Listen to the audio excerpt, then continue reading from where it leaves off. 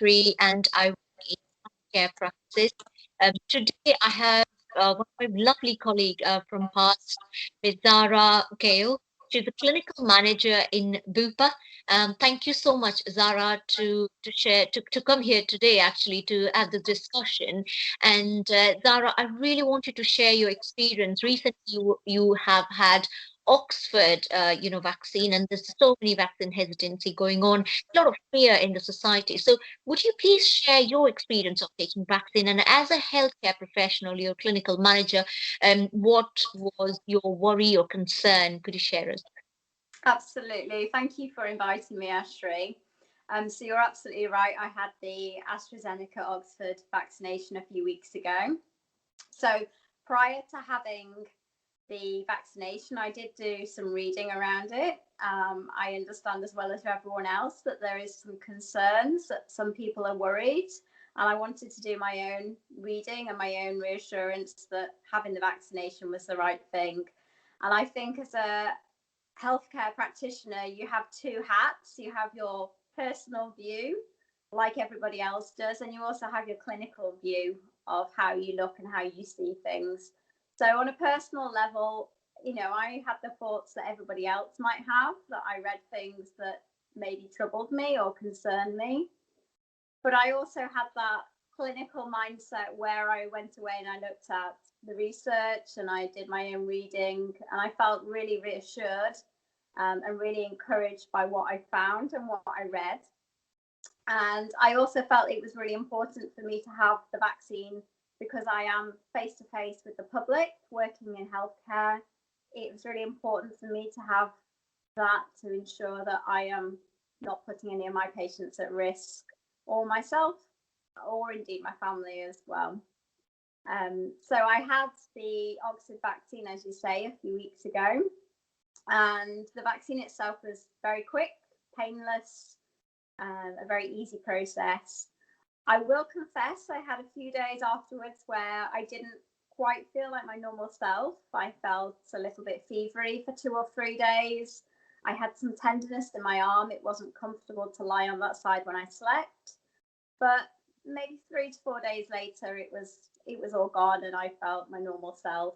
And I think that's a very small price to pay for the bigger picture and the bigger fight that we have on our hands at this time. Absolutely. So Zara, just to cross check, you had Oxford, and you were based in Manchester, and you had some you had soreness in the arm. And what other things did you have that for 3 days, as you mentioned? I generally felt just a little bit fevery. My immune system was clearly busy. There was something new in my body that it was up against, and I felt a little bit of hot and cold. I had a little bit of sleep disturbance, but nothing that I would compare with, having the flu, for example. I was still working, albeit from home, and Yeah, I think that's very important.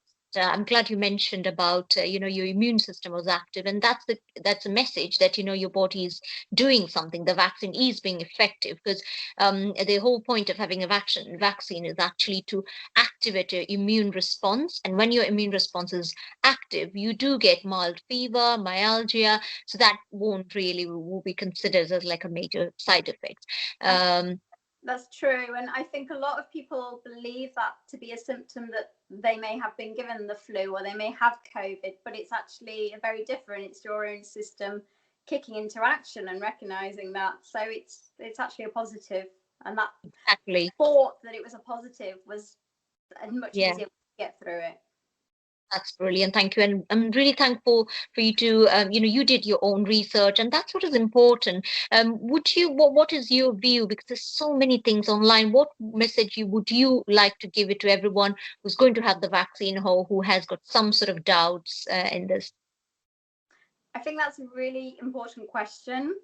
And I think the answer is going to be different for everybody. We're all individual and we all have to make our own individual decisions.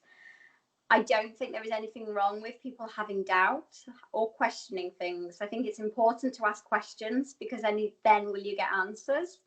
But I think it's important to consider where you get those answers from. You don't need to go and read research papers. You can go and read something much lighter, much more digestible.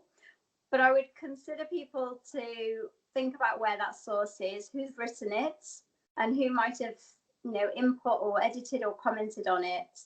And that will ensure that you're looking at something that is genuine and is reliable and is going to keep you informed and help you make the right decision. Brilliant. So, Zara, since you've mentioned that, could you mention here one link or one site that do you actually follow, which is quite easier, not like the BMJ journals or something which is accessible to the general public and it's more evidence-based?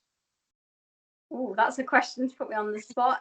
I think you start with your news site, somewhere like the BBC, or Yeah, somewhere like your government website, yeah, or in the UK, the National Health Service website.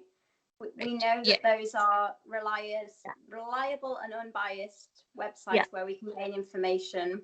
And I would yeah, be more cautious of some of the things that you read, particularly those that are open for debate and deliberation within social media.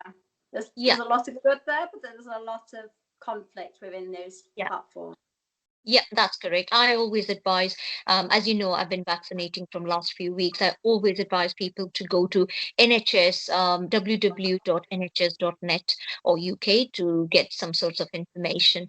So thank you so much. It was really nice to have someone sharing the experience of after taking Oxford. And I'm really grateful to you to, spend this evening in this. So wish you all good luck and hopefully we all together help to eradicate this virus. Absolutely. Thanks.